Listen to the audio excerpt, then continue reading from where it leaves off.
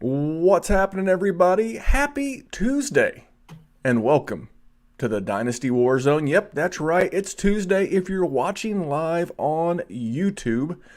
And tonight's topic, depending on when you're consuming this fine piece of Dynasty media, is going to be fudge the process, some trusting your gut, and maybe if there's a little time at the end, we're going to talk a little trade line trepidation.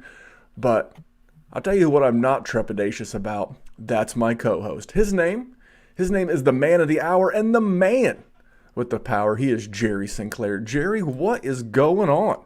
Nothing much, man. Excellent job pivoting towards the PG version of the show title with Fudge the Process. The term trust the process became a big thing with the Philadelphia 76ers a few years ago. They were quote unquote tanking, not tanking, and they kept telling everything gets a catchy nickname nowadays, Jerry. Everything gets a catchy nickname. It was called the process. It's the process, and how has that process worked out? They didn't win anything. No, it's not a Viridian Global T-shirt. We're going to talk about Viridian Global here in a few minutes. But we've seen the shirt over at RotoWear. I'll give him a cheap shout out. Good dude. Kenneth Cashman is a great guy. So I'll give him a shout out. He has the one where it says process, then the line, and then results. Is it to say process over results? You know what? That's kind of bullshit. Just like the process is kind of bullshit. The results matter. The results matter. You can have the best process. It's the fantasy football version of the mixtape. Everybody's got a rookie model. And all it really is, it's either a pivot. So for those of you that don't know what a pivot table Excel spreadsheet is, everybody's rookie model is either an Excel spreadsheet that's been worked into a pivot table, or it's an Excel spreadsheet that's turned into a heat map. It's one or the other. That is everyone's quote-unquote model. I'm going to burn that sumbitch to the ground. And we're also, Jerry, one that I think is very good because this recent events with Jonathan Taylor has brought to mind the dangers of dynasty groupthink. Now, groupthink in general is bad, but we're going to tackle that topic here in a minute. Just want to do a little promoting just to kind of get it out of the way early. YouTube. We are live on YouTube on a Tuesday night at 9:45. If you're subscribed to the YouTube with notifications on, you get the alert, you know when the show's going, and you never miss a beat. You can get Dynasty Table Talk. He changed it. It's Dynasty Coffee Talk with our boy Matty Big Chest. That is Matt Poole. He is our graphics guy, and he comes through every Monday on YouTube with some fun Dynasty talk coming out of the weekend. If you've never tuned in, shame on you. You're missing a great rendition of how to love on guys like DeAndre Swift and Antonio Gibson. But Maddie's a good one. Our boy Dr. Kyle does the injury report. The injury show is entitled The MRI, Most Reliable Injury Show with Dr. Kyle. And then you get the Dynasty Warzone. I mean, you get me and Jerry. Jerry, you're a member of the Dynasty Warzone. I am, believe it or not. And you do the most handsome member of the Dynasty Warzone, I may add. If you're looking for an argument, you damn sure ain't gonna get one. And then the big bet. The big bet is like a little side project for those that aren't into gambling. Here's the thing: you will be. 21 states have legal sports betting of some sort. Now, Jerry, I know apps are going live in Michigan in December. Is that correct? That is correct. App-based gambling is going live. Like I said, 21 states have some sort of legal sports gambling. Now, some states you have to go to a physical brick and mortar building, whether that be like a pari-mutuel betting track or a casino. Here in Indiana, we have app-based gambling. We use mybookie.ag. That's our sponsor over at the Fabulous Big Bet. But 21 states have it legal. 27 states either have it in the works, or they just recently introduced legislation to make it legal. So literally by the time January 1st, 2022 rolls around, gambling on sports could be legal in 47, 48 states. And we're trying to get out ahead of it, and we're doing quite well. We have a prop show. We do a player prop show on Saturdays. So a lot going on. So if you're Let me interrupt you right there too. Even if you're not a huge gambler like me, like I don't gamble on sports. It's just not what I do. But I do listen to you guys because there's lots of good tidbits in each one about over-unders on games and what Vegas thinks of games and the players you should be looking to flex because of, the higher scoring games as opposed to the lower scoring games. It's a weather, nice thing that I add to the rotation. the weather that we cover on the Big Bet and the weather I cover on the Saturday Prop Show is probably the most informative. A lot of people, it would have been hard for a lot of people to have gotten away from Deshaun Watson on Sunday, but I was all over that. This week, I benched Deshaun Watson in every league that I have him in. There's not a bigger Deshaun Watson stan in the industry than me. I love Deshaun Watson. I still have him as my QB4 in a startup. No one loves Deshaun Watson like I do. I think he's going to continue to get more weapons. But this past Sunday, had you listened to the Big Bet, you would have had some ideas. We do yardage totals. I hit a double. I hit a double on Jalen Reagor. So if you're not into sports betting yet, you might be like, you know what, Memphis, that doesn't apply to me. It doesn't apply to you yet, but it could apply to you very soon. So check out the fabulous Big Bet. And then the last thing I'm going to ask you for, 5-star review. If you're listening to the Dynasty Warzone, you probably play Dynasty Fantasy Football. Jerry, is that a safe assumption? God, I hope so. Otherwise, you just like listening to us talk, and that actually makes me even happier. Yeah, if you don't play Dynasty and you just listen to the show, man, send me a DM. I would love to know why. No, in a good way. In a good way. I hope it's because we entertain you. I actually had this conversation with Dr. Kyle, our medical chief of staff, if you were, here at the Dynasty Warzone. And of course we want to be accurate, but our number one goal is to be entertaining. So make sure you slide over to Apple or wherever you can review this podcast online and leave us a 5-star. And if you want your Dynasty trade reviewed, we did this a couple weeks ago. We love doing it. We'll give you an in-depth Dynasty trade. Trade deadlines right around the corner, I know, in our GOAT League. The GOAT Leagues that Jerry and I are in together. Our patron leagues, I think a lot of those have trade deadlines the Wednesday before the Thursday Thanksgiving games. So trade deadlines are right around the corner. If you want that help, go to Apple, go to Stitcher, leave us a 5-star. Leave your trade, your league scoring format, and your email address or name, and Jerry or I will get back to you immediately, and we'll cover it here on the show. Does that sound fair, Jerry? That sounds good. That sounds more than fair. All right, man. So there's all the promoting. Again, if you're watching on YouTube, thank you, and please go over and subscribe. We would love to hang out with you, all the various shows we do throughout the week. And check out the social media. We are available on Instagram and Twitter. I guess Twitter is Instagram now, Jerry, with the fleet. Yeah. Have you seen the fleet? I saw it briefly. I have not posted any fleets. I know you did. Looking good. Looking good. Saw that. Hey, here's the thing. If you're going to continue to Instagram my Twitter, I'm going to continue to Instagram my Twitter. No, I said it before on Twitter. Maybe I said it with Dr. Kyle on the Big Bet. But, Twitter continues to infiltrate. Instagram continues to infiltrate Twitter. And on Instagram, if you lift "I'll wait," I think you are legally obligated to put "fit" at the end of your last name. So you would be jerrysinclair.fit on Instagram if you ever lifted a weight. It's the law. And now on Twitter, if you've ever played fantasy football, if you know about fantasy football, you are required to put FF at the end of your name. That's the law. If you get caught breaking the law, you'll get a ticket. So, I'm going to continue to make my fleet fitness. I'm going to be like an Instagram model. I'm going to put public figure in my bio. I'm going to pose a bunch of pictures with one toe up with like half an ass cheek turned. Dude, I'm going to go hammer. I'm going to Facetune. I'm going to Facetune my face. I'm going to Facetune out all the imperfections. I'm going to start chasing clout like everyone on Instagram does. I've got a business plan, Jerry. So be cautious of that fleet. But you can check me out on Twitter, DWZ Memphis. You can check him out at JerrySin DWZ. Now, Jerry does not lift weights. You are not going to get any weightlifting fleets from Jerry. Is that a fact? Pitbull pictures. Almost certainly going to get those. That's probably going to be about it. You do have a lovely pup, so very excited to see more of it. Because I follow Jerry on Instagram. He is not an Instagram thought. He is a Instagram dog lover deluxe. I'm glad to have him as my co-host. All right, Jerry, let's get into a little danger of some dynasty groupthink. We got to get this knocked out. Now, Jerry, when I say the term groupthink, what's the first thing that comes to your mind? The same thing I would say at least once every single episode.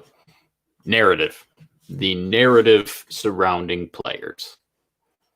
And the dangers of it are we get sucked in. It's a black hole.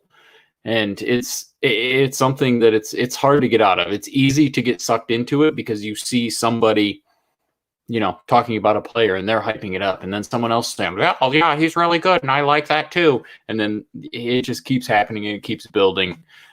Narratives are dangerous, and it's funny that this is the topic of the show because this is one of the most critical times for any dynasty player in this. We're at the point where you're either going to tank for the rest of the season or you're going to try and win the championship.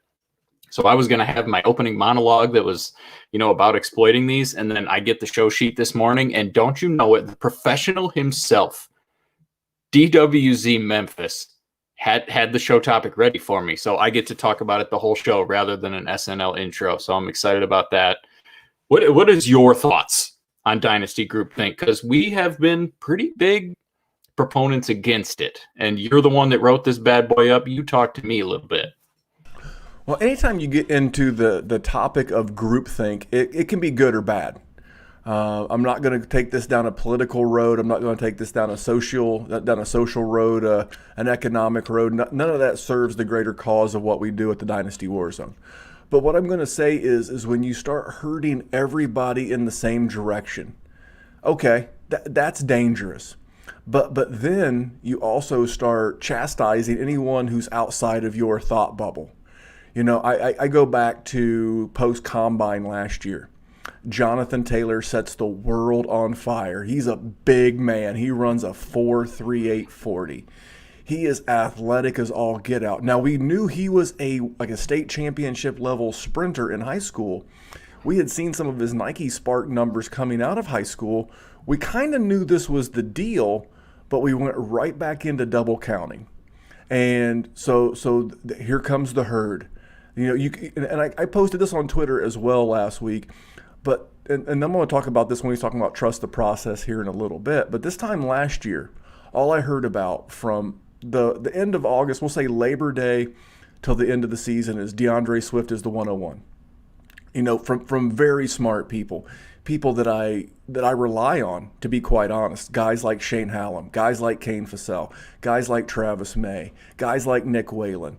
I could go on and on and on and on and on and on. So many people. DeAndre Swift is the 101. DeAndre Swift is the 101. And then all of a sudden we got to the combine, and you had Jonathan Taylor blew it up, and you had that drum beat going. You heard the drum beat. The drum beat for Jonathan Taylor's going.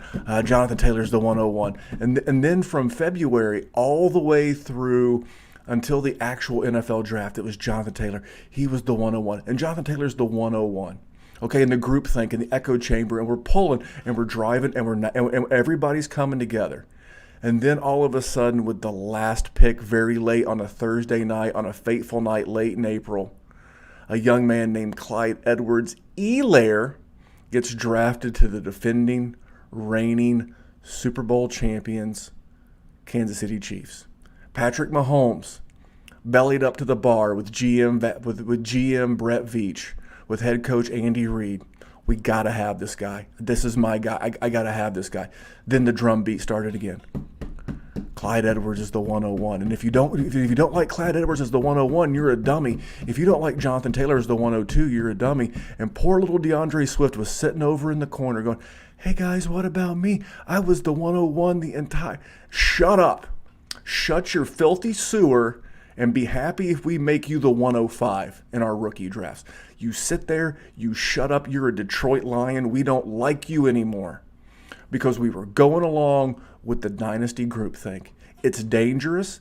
It led us off of guys like Justin Herbert. It led us off of guys like DeAndre Swift. And then, fast forward to the future, here we are, Jerry, if you were redrafting those running backs today, who's your 101 as the rookie draft? That would be DeAndre Swift. So the same guy that a year ago was the 101. So we have learned he's really good at football, correct? Yes. Okay, we've learned that even though Clyde Edwards-Helaire is a Kansas City Chief, that he's not the 101, right? That is correct. We've learned that even though Jonathan Taylor, who's a spectacular athlete, but we knew that, is not the 101, correct? That is correct. So what we're saying is that as we all get drug along through the dynasty groupthink, we're not doing our rosters tremendously great service by going along with the herd. Jerry, was there some other players besides the DeAndre Swift that was kind of one of those patented Memphis tirades that you're such a fan of? Was there like a player that you were maybe higher on, but you let the consensus beat you down? So this was actually one of my favorite segments that we've ever done, because the 2017 draft, which is the one that had all the Christian McCaffreys and the Leonard Fournettes and the Dalvin Cooks, and it was the same story. Go ahead. It was the greatest running back draft in the history of dynasty fantasy football that I can recall. I'm not being hyperbolic, but you've got to think about the studs: Christian McCaffrey, Joe Mixon, Dalvin Cook, Leonard Fournette, Marlon Mack, Alvin Kamara, Kareem Hunt, Tariq Cohen, James Conner. I just counted off 9 guys, and that's the top of my head. It is every bit as good of a running back class as the class of 2014 was for wide receivers. I apologize to jump in there. Keep going. And who did they tell you was the 101? That entire season, I remember this because I thought it was Leonard Fournette. It wasn't Leonard Fournette. They told me all that college offseason. It was a young man out of Florida State, Dalvin Cook. And then later in the season, as a young man named Christian McCaffrey was killing it at Stanford, he slowly got mixed in. And who was the person that everybody, once the draft happened, who was the guy that went number 5 overall to the Tennessee Titans? Not the running back that dominated everybody. It was Corey Davis. It was Corey Davis, and Leonard Fournette was in the mix as well. And what are they worth now? It's a scary thing. And it was the 3-cone for Dalvin Cook. It was the 3-cone for DK Metcalf too. While we're at it, this thing happens. And so the 2017 class taught me a lot to just not trust everything that you hear. You need to look at things your own way. So I didn't go too crazy with this one, but one that I did fall for.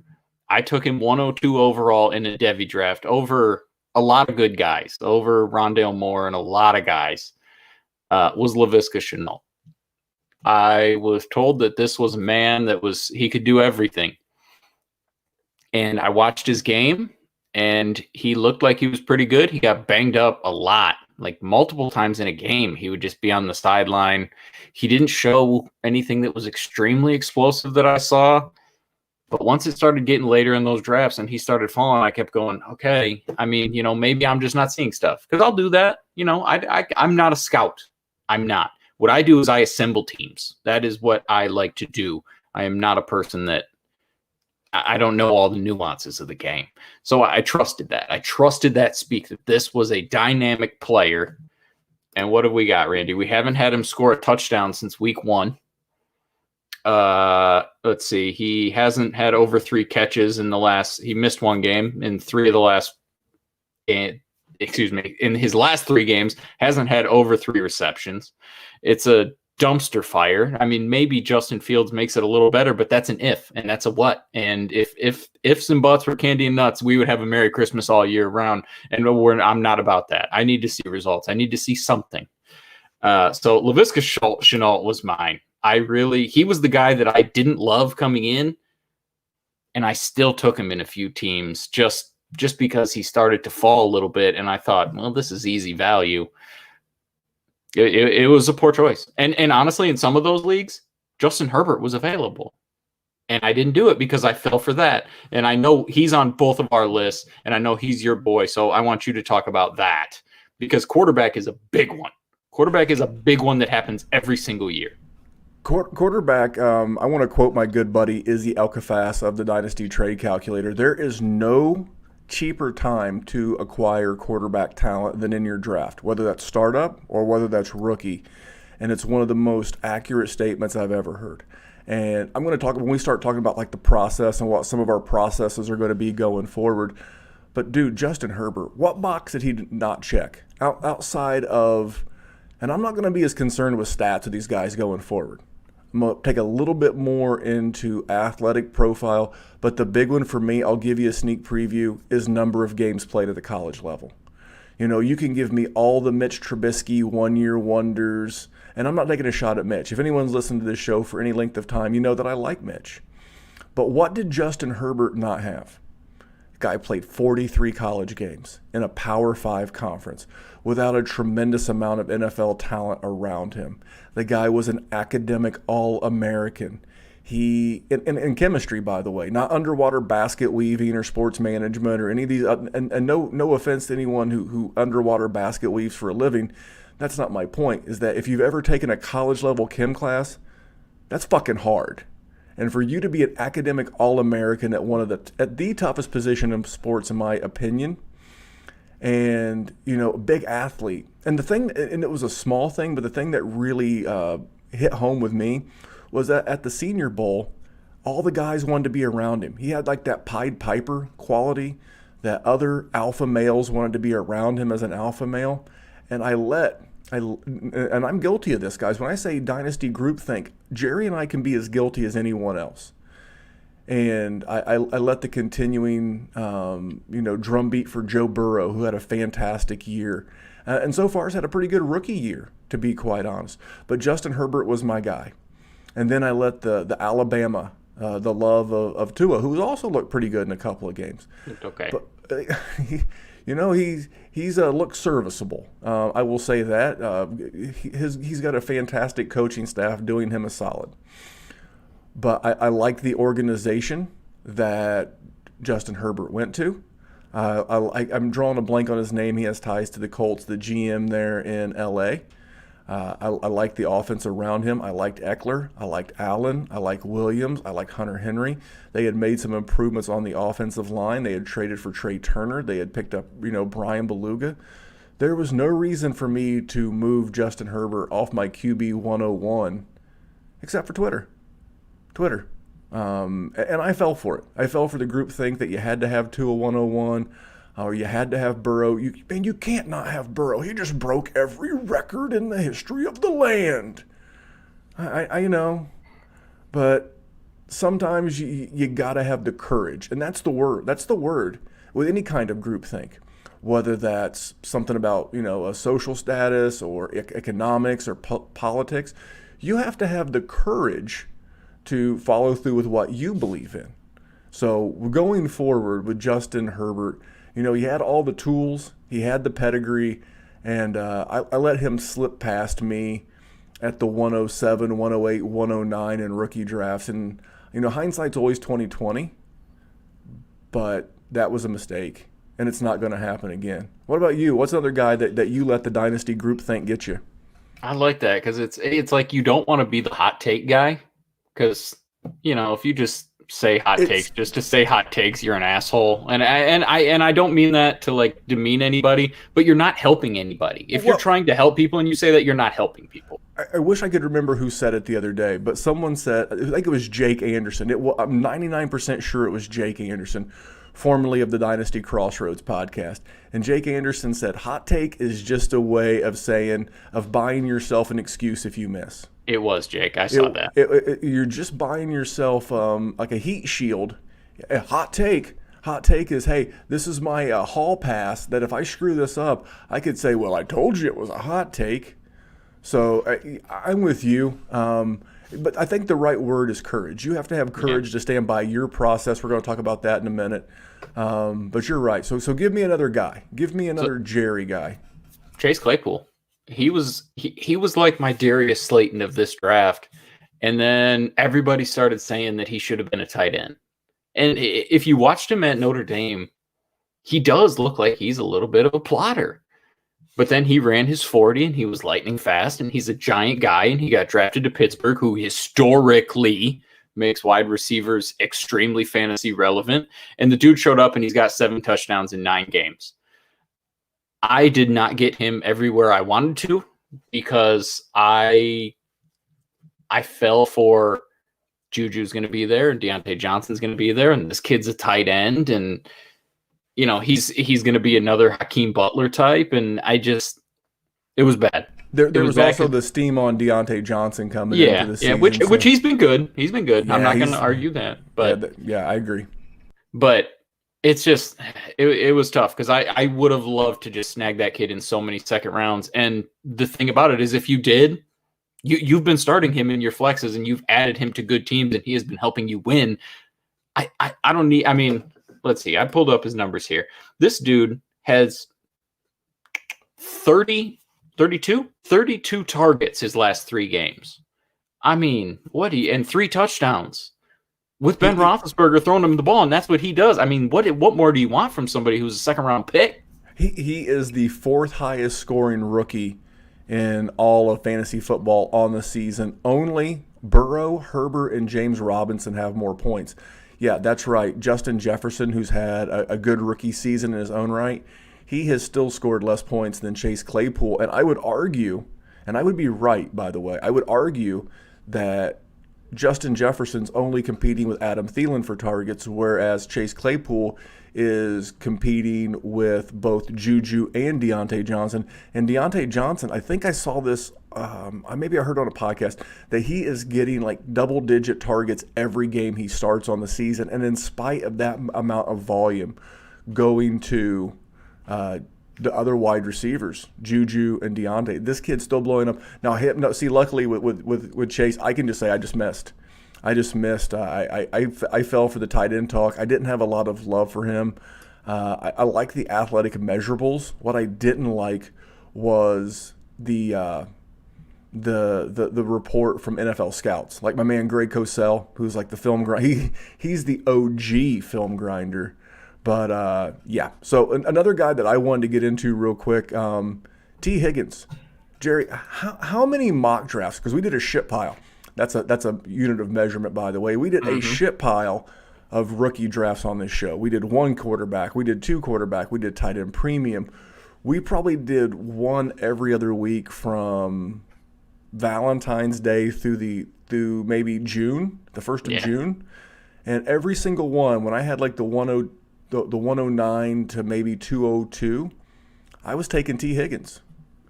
And then somewhere along the way, I started listening to, he's not that good. He's not that athletic. He was a product of that Clemson system. And I was like, man, I don't know. I watched the film. I've watched the games. I mean, I know Trevor Lawrence is good, but, man, this kid looks to be the real deal. And then I heard that during the offseason, in the pre-draft process, he was working with Jordan Palmer and Joe Burrow in California. And then he winds up on the same team with Joe Burrow. He was the 33rd pick. Like literally, he was like the first guy out of the first round. What did we think was going to happen? But nope. I fell for the Twitter, the groupthink. He's not that athletic, man. He's not good. And that's what happens with groupthink, by the way. And this is going to come across as a shot, and it's not a shot at anyone. But that's what happens when you take a very powerful voice in the dynasty industry, and they spearhead the groupthink. So you hear the groupthink on Twitter, and then you have a very charismatic, a very charming, a very outspoken, a very well-spoken, active voice in this industry / activity as the number 1 naysayer of a T. Higgins. And all of a sudden, that taps the powder keg, boom, and his value slides. And I got that dude in a 1 QB, like in a 1 QB league. It's one of the ones we're in together. I think I got him at like the 206, after Laviska Shenault, after Michael Pittman Jr. I love Michael Pittman Jr. by the way, and I let this cause me to miss out on T. Higgins. Whereas before the draft, before the groupthink got a hold of me, I had this guy as a first rounder, even in a super flex, late first rounder. And I fell for it, Jerry. I fell for the banana in the tailpipe, and I feel really bad about that. Hey, listen, I remember one of the podcasts we did, and it was a super flex mock, and we took out the first round because we knew who was going in the first round, but we debated T. Higgins at the first round. We ended up keeping him in there, and that was early in the process. Should have trusted the early scouting there, but listen, I was not a super big T. Higgins guy, and he's been a guy that's been around forever. He was a Debbie darling that everybody got super hard on, and they loved the man. And then it was like, once it started getting towards the end, I didn't love him. And then he got drafted super early to Joe Burrow, and he was tied to it. And I started to take a lot of shares of him, which has been nice. I promise that. That dude, he seems like he's ready. Like he's going to be the guy that blows up. Justin Jefferson's had the big games. T. Higgins seems like he's going to be the guy that's around for a while. Mine was another wide receiver though, and it's Jalen Reagor. I mean, I like the kid's game. I'm not going to say I didn't coming in. That would make me a liar. But I really thought he was going to be a lot better. And this kid showed up. He's got Carson Wentz, and he got hurt, but he's playing with a bunch of nobodies. I mean, if anybody started Dallas Goedert recently, he's not worth a damn thing. He's a crumb bum and a shoe clerk. I see you pointing at me. There's a whole bunch of them. Travis Fulgham, he played. He's been doing good. Last week, he had one catch. I know I needed him to win a game. That did not work out for me. He scored the touchdown in his first game back. He also only had 3 catches for 16 yards. This last week, he had 4 catches for 47 yards. Now, Carson Wentz hasn't looked right.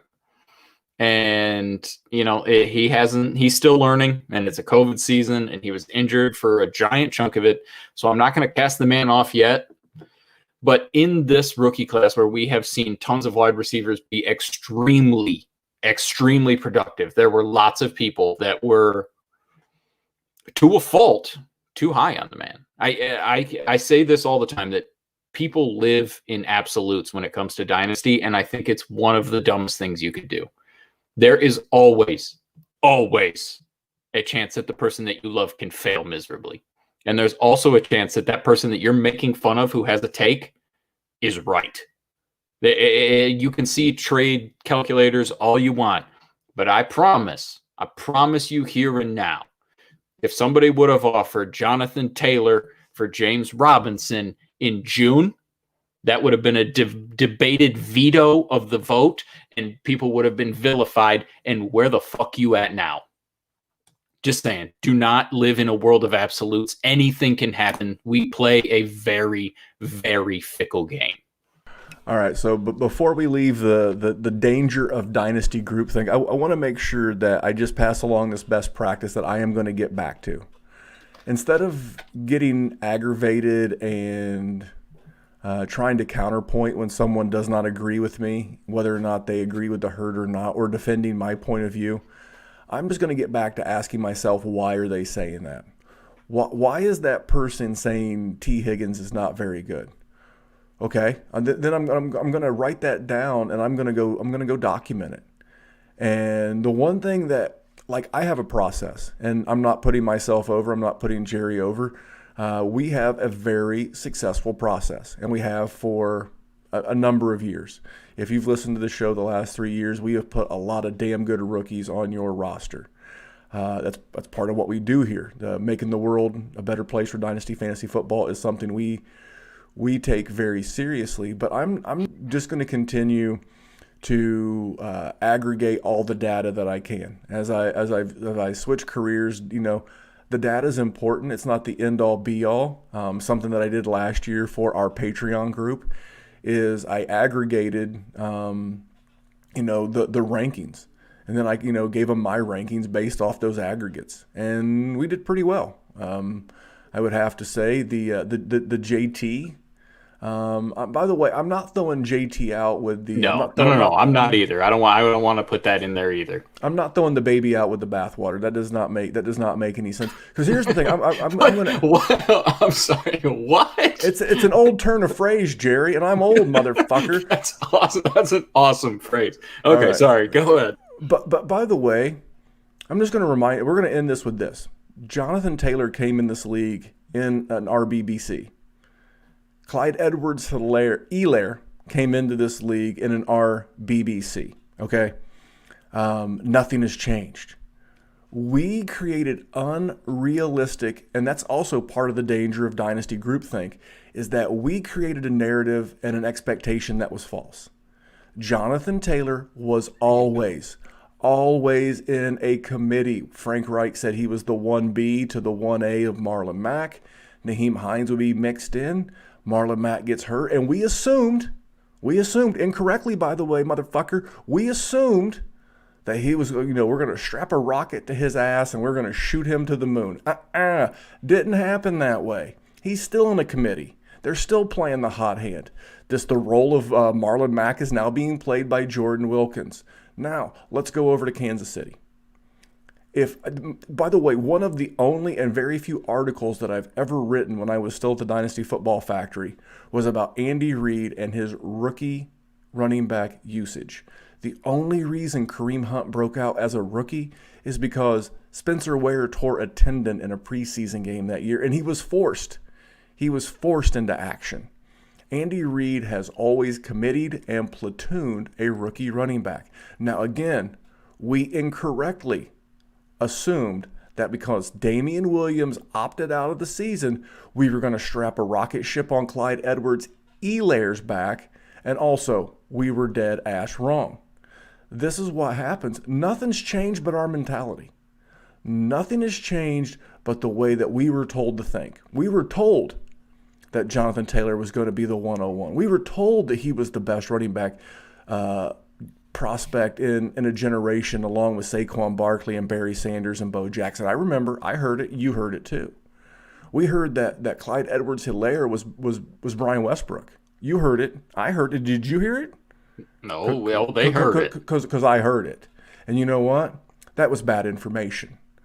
That was bad process. So what are we going to do? We're going to learn about new processes. Jerry, what's a process that you're either going to implement or get back to because I'm already starting to do a little. I'm no Travis May. I'm no Kane Vassell. I'm no Shane P. Hallam. By the way, all three of those guys jumped on an episode of from Campus to Canton podcast on RotoViz, by the way. Check that out. Those guys are fantastic. But I'm slowly starting to start my rookie prep as I have a minute here or there. But is there a process that you're either going to start or get back to? I just want to keep talking about what you did because I think that was perfect. You have to – we live in this world where we think that whatever we talk about is going to come to fruition. We think that with Damian Williams opting out, that it's going to be this is Kareem Hunt all over again. And we think when Marlon Mack goes down that it's going to be JT. And I think that was so perfect because that is not reality. We do not play fantasy football in a time period where there is workhorse running backs. There are few. Saquon is one. Zeke is one when that team's right. There's not many. It is a struggle. So if I'm going to say if there's anything I'm going to change going forward, I don't really care about running backs. I don't care about investing in them for a lot. I know I don't want to join into the running backs don't matter crowd because it's not true, but I don't want to overpay for them. I don't care. I will treat my running backs just like NFL teams do. I will draft them in my rookie draft and I will keep them while they are cheap. I'm not going to build my teams around them. They are too volatile. They scare the shit out of me, Randy. They just scare the shit out of me. So I just don't think in absolutes. Understand that this is not a happy place where there is rainbows and candy canes and everything that you want to happen is going to happen because it's not. A lot of you drafted Cam Akers very early. How's that going? I mean, CEH after week one. Go ahead. Hold on. I'm going to jump in about the running backs there real quick. Yeah. Every single one of these running backs were drafted into a running back by committee. Not one of these running backs was drafted to be a bell cow. Cam Akers was drafted into a backfield with Malcolm Brown and Darrell Henderson. Malcolm Brown, who they matched an offer sheet from the Lions 2 years ago, is how much they liked him. They also spent second-round draft capital on Darrell Henderson, and we told ourselves we listened incorrectly. We were told that man was trash. That was incorrect. Yep. DeAndre Swift was drafted into a running back field that already had Kerryon Johnson, and then they added Adrian Peterson, and then we're shocked. We're shocked and amazed. We're shamazed. We're shamazed that DeAndre Swift is in an RBBC, but he was drafted into an RBBC. But we can't get that past our head. And then finally, J.K. Dobbins. J.K. Dobbins was drafted into a backfield with a veteran, a very talented veteran in Mark Ingram. Gus Edwards, who they like so much, they brought back on a restricted or a exclusive rights free agency deal.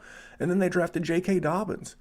All 5 of these rookies were drafted into RBBCs, and yet we kept lying to ourselves. And if we weren't lying to ourselves, we were listening to the lies being told to us. And I won't say lies, because lies would try to insinuate that they had a plan to mislead us. That was it. We were listening to the misinformation that we were being force-fed. And let me say this, it's going to happen again. When Travis Etienne gets a job, you think he's going to just be the only guy?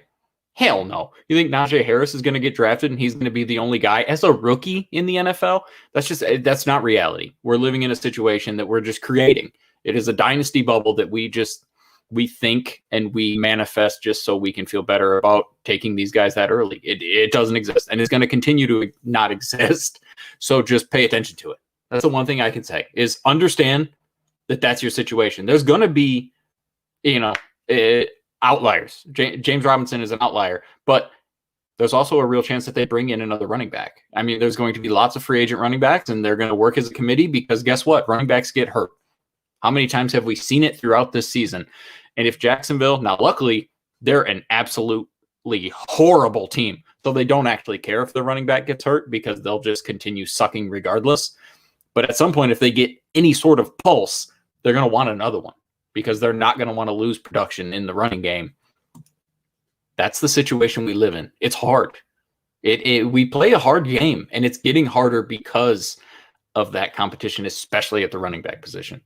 Well, I got 2 more. I'm going to hit you with one, and I'll let you go again, and then we'll wrap this up. And maybe we'll talk about a couple of guys we're looking to add, because trade deadlines are right around the corner. To me, I fell into the breaking my process of the fact that a guy was a senior didn't matter to me. That had been a process that I have used for years. That's why I have Cooper Kupp. That's why I have Terry McLaurin. I have these guys. It didn't bother me with Justin Herbert. And then, again, that drumbeat. You can't. These guys got to break out. They're not superstars unless they're junior declares or redshirt freshmen.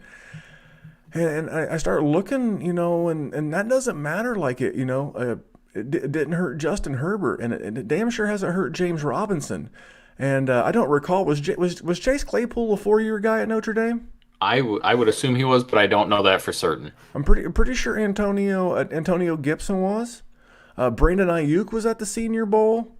A lot of Joshua Kelly, not been setting the world on fire lately.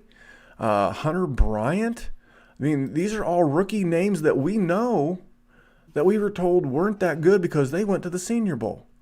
Here's the thing. If you can play football, okay. I'm getting back to the fact that time served in college with lots of reps and lots of games is no longer going to be looked at as a bad thing by me.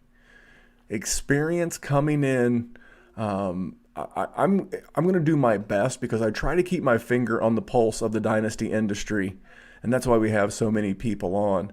But I'm going to continue to get back to ignoring the college stats.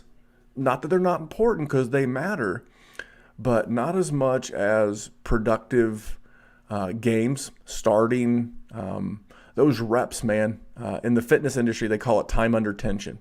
That time learning and your craft. And I heard someone say the other day, but Terry McLaurin's going to be a 26-year-old wide receiver 3. The guy's a wide receiver 1. Why do you give a shit how old he is? He's going into his super prime. He's going to be the man for age 26, 27, 28, 29. And God forbid he gets a quarterback upgrade. God forbid. But we just always circle back to these time-honored, not always accurate, kind of accurate things. And I'm not going for it anymore. If I think you can play football and I like your situation and I like what I know of you and I like what people like Greg Cosell and I'm drawing a blank, some of the draft nicks out there. If they like you, I'm going to take that a lot more to heart than my fellow dynasty analyst. I got to get back to understand that I'm the motherfucking dynasty analyst, not but I'm one of. That's my job. My job is not to listen to groupthink of other dynasty analysts. My job is to take the information from the people who watch the film, from the work that I do, and give you my opinion, and not be swayed by that as someone else's. I can respect it, I can learn from it, but I'm not going to kowtow and bend over to it anymore. Gerald, you anything else? Just to add, Chase Claypool was a senior, and he had 45 starting games under his belt in his 4 years at Notre Dame. And he looks like it when he plays football on Sundays now. Yes. He does, including 13 touchdowns in his senior year. So a guy that we thought was super talented coming out, like a Jerry Jeudy, and I still think there's potential there. I know he played at Alabama. I know he had some starts, but it took him a lot longer to pick up the NFL curve than Chase Claypool. Now, in fairness, Chase Claypool's working with Big Ben, who's like a bajillion-year vet, and, Jerry Jeudy's... But you should have known that coming in. Well, thank you, because you just led me to my last thing, and then we'll hit these people with a few trade targets, and we'll get them on down the road. I shared this about 6 months ago on the Patreon, and it was one of the most responded to Patreon shows I've ever done. And they all were like, man, I can use this in real life. So a few years ago, I went to a leadership training down in Orlando. And I don't remember the dude's name, Dennis Silver, I think. And he wrote a book called Tales from the Mouse. He was a high-level executive with Disney. And he was writing a book about the Disney brand standard, things at Disney. And one of the things they talked about is that Disney, everything speaks. Everything speaks. They have scientifically measured out where the trash cans go. There's a set standard for everyone.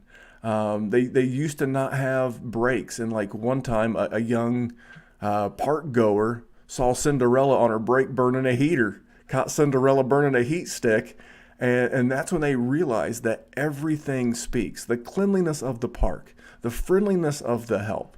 And you can apply that to anything in your life. Your marriage, your relationship with your kids, your relationship with your podcast co-host, if his name's Jerry, he's the man of the hour and the man with the power.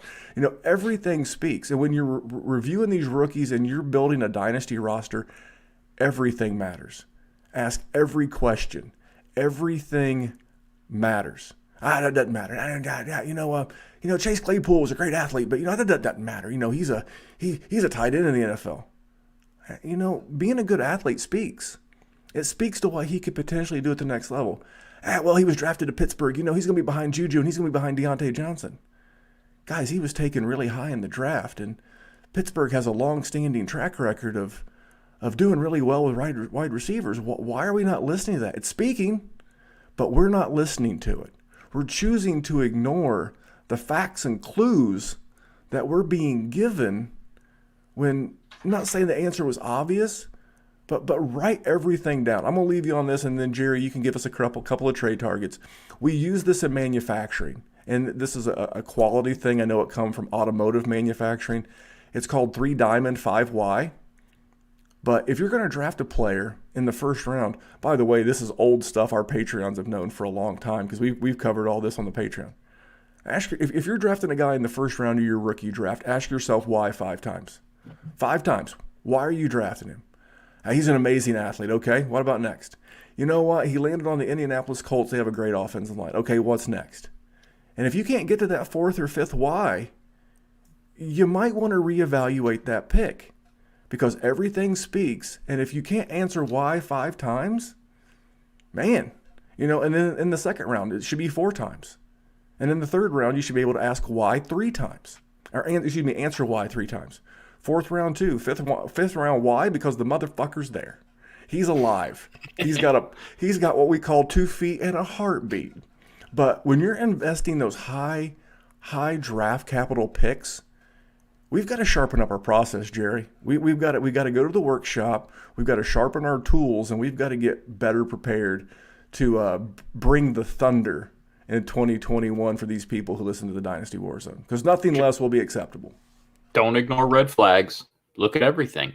It's simple, and yet it's something that it doesn't happen. But let's talk about some trade targets. You want me to go first? You want to take this one? Man, throw me one. Give me a couple of bullet points. Give me a guy. Give me a guy you're looking to trade away. If you're not a contender, because 10 games into your fantasy season, you got 3 left at the playoffs. I would say best case scenario, if you're not 5-5, Jerry, here comes another turn of phrase, so you got to be ready. I caught you earlier. Are you ready? Yep. This is country, but it's time to piss on the fire, call in the dogs, and call it a day.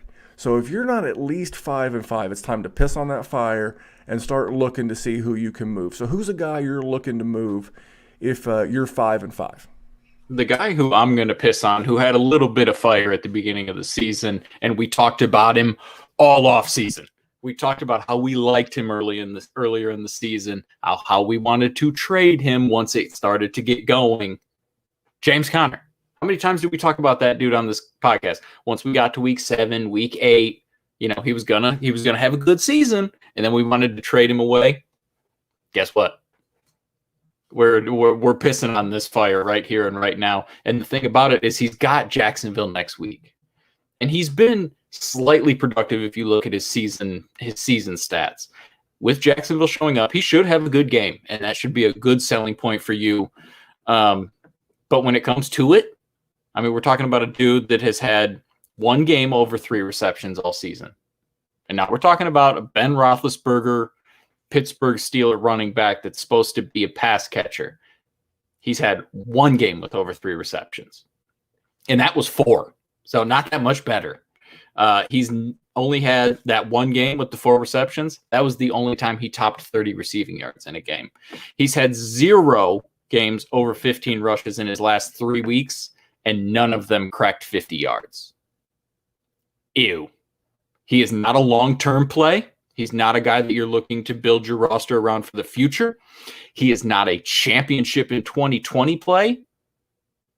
Why are you keeping him? Get rid of that man.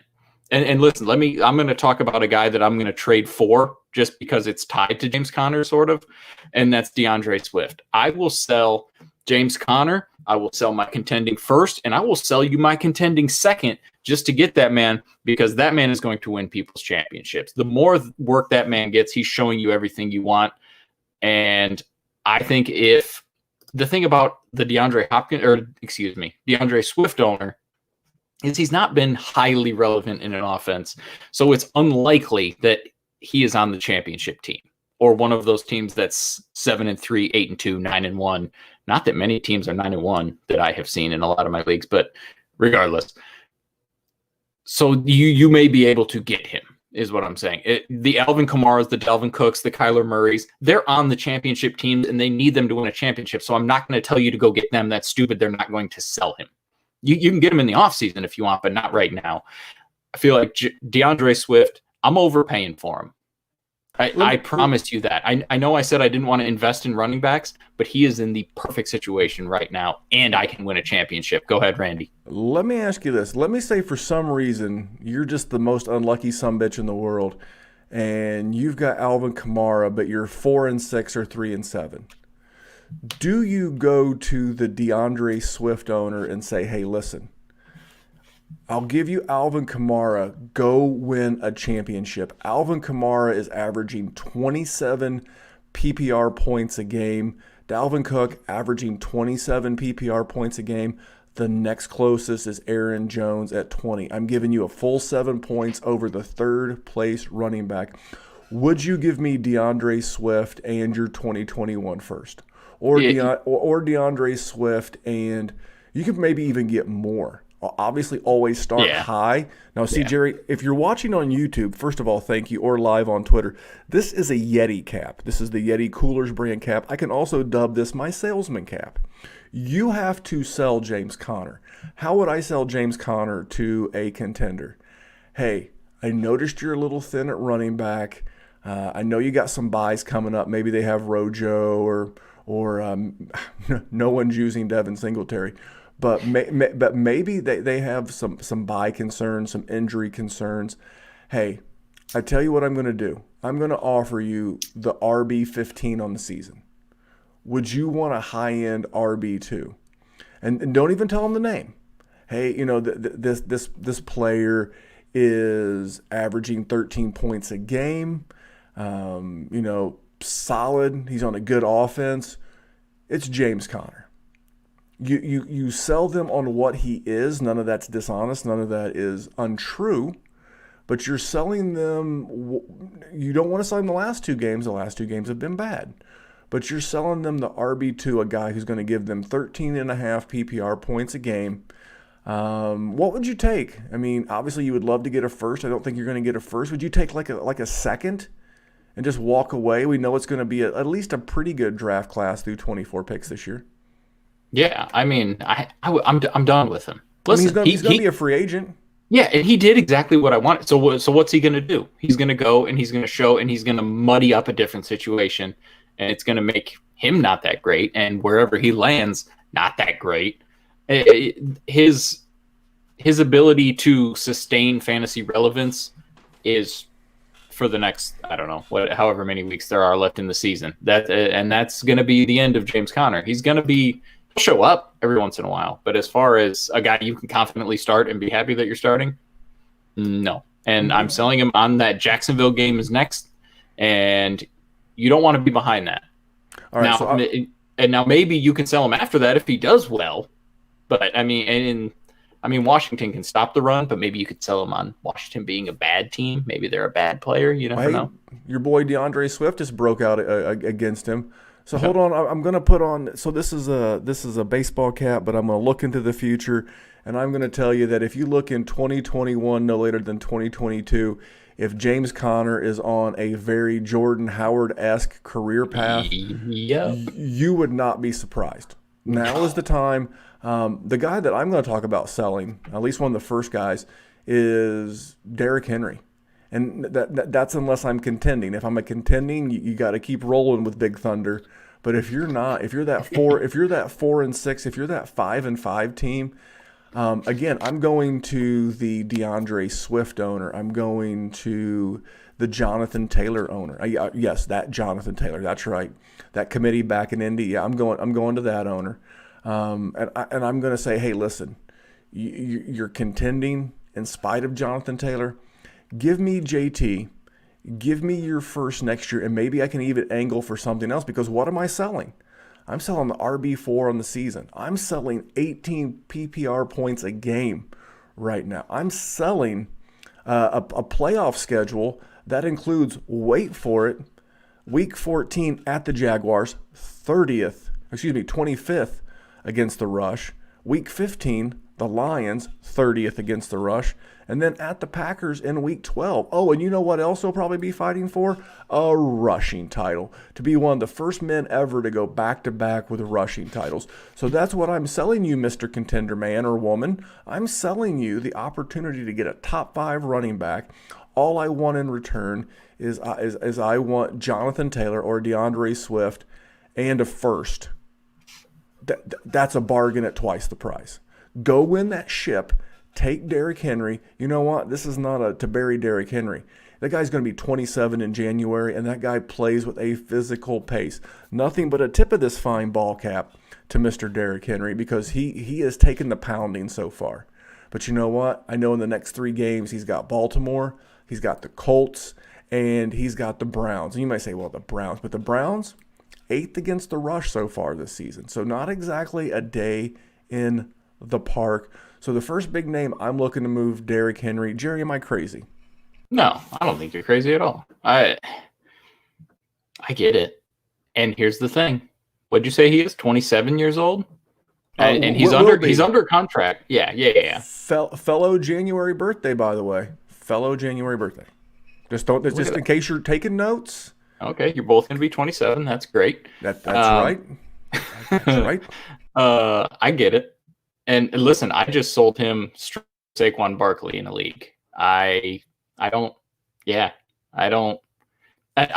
a rebuild, and this is sort of what I'm going to talk about here. Is if you were trying to win a champion, go ahead. I was going to say, give me a guy. Give me a guy. You're going out right now and you're buying. You're taking off your salesman cap. You're putting on your buyer's cap. Who are you going to buy? Give me one guy, and we're going to pick this up next week with we'll do a trade deadline special next week. Maybe we'll grab Maddie and Dr. Kyle. We'll do a family edition Dynasty Warzone for Thanksgiving.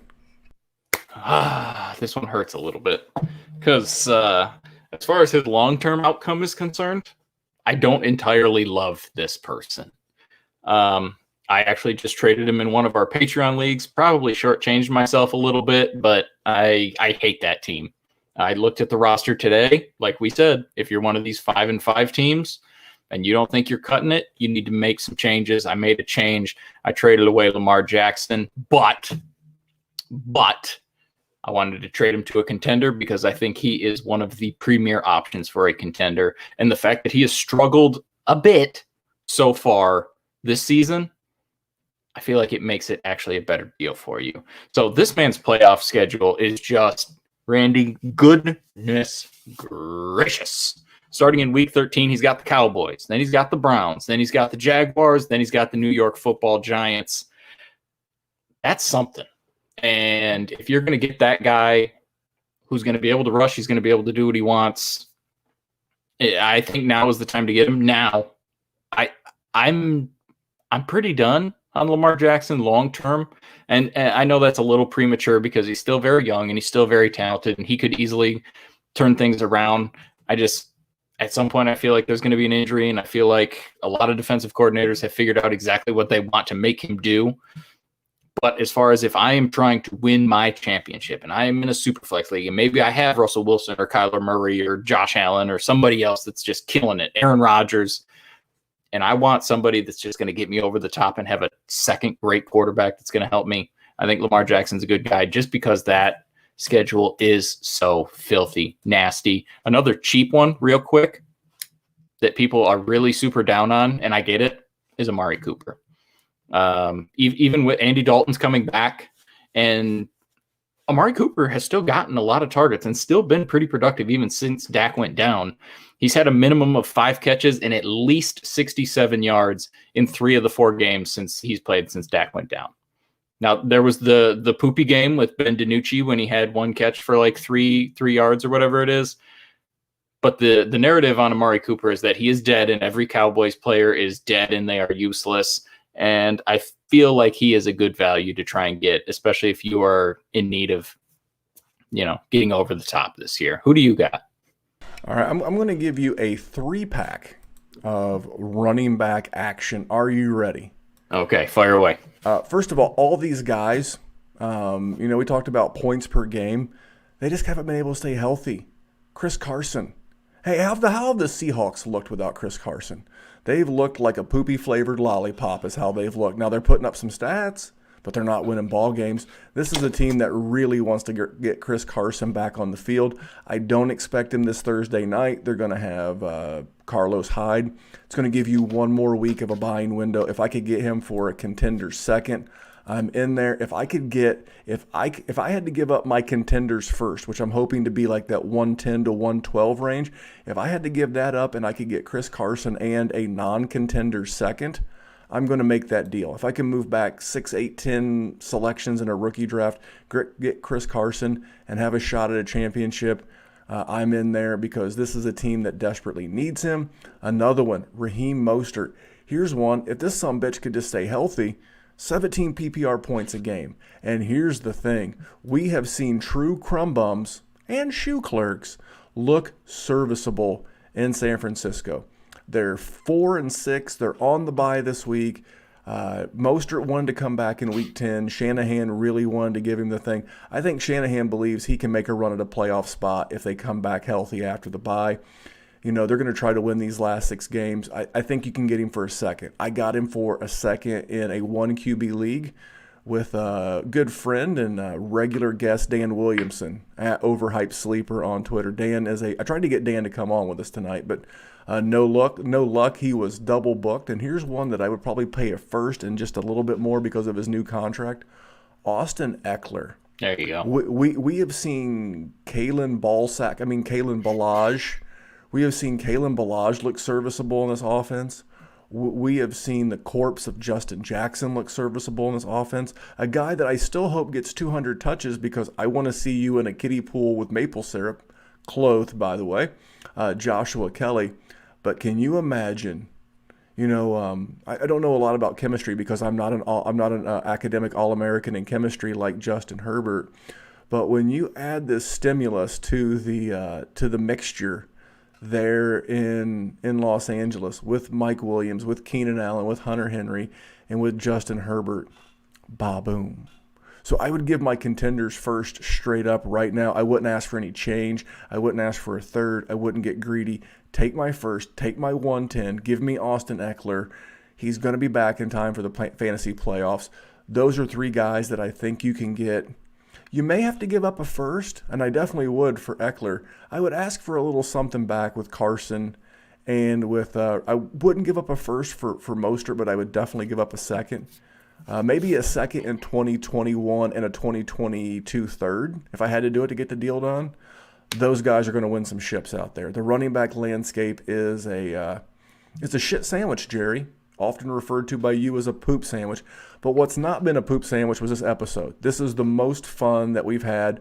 We didn't have a real show sheet. We just wanted to rap because the dangers of Dynasty groupthink, they're out there. And guys, this is everything. When you see a whole bunch of information on one side of a topic, anything, you know what? Start asking questions. So, Jerry, great episode. I'm glad I had the man of the hour to talk it through.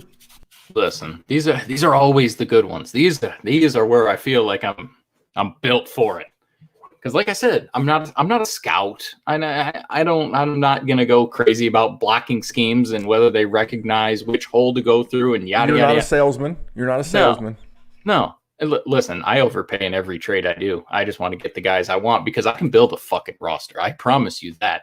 And if I can leave you with one more thing, act right now.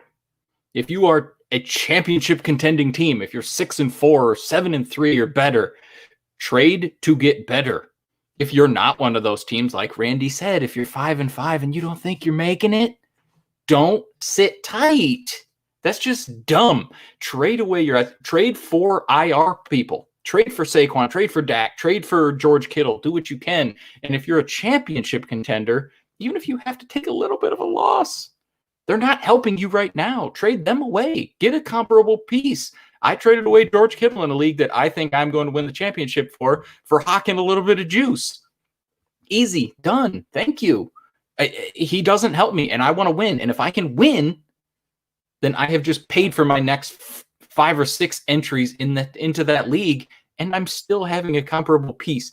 That's what we need to do. You need to act. Now is the time, and now is the most critical time. I cannot emphasize that enough, because now is the time when people will do stupid shit because they want to win, so they will let you rebuild easily if you have had some problems.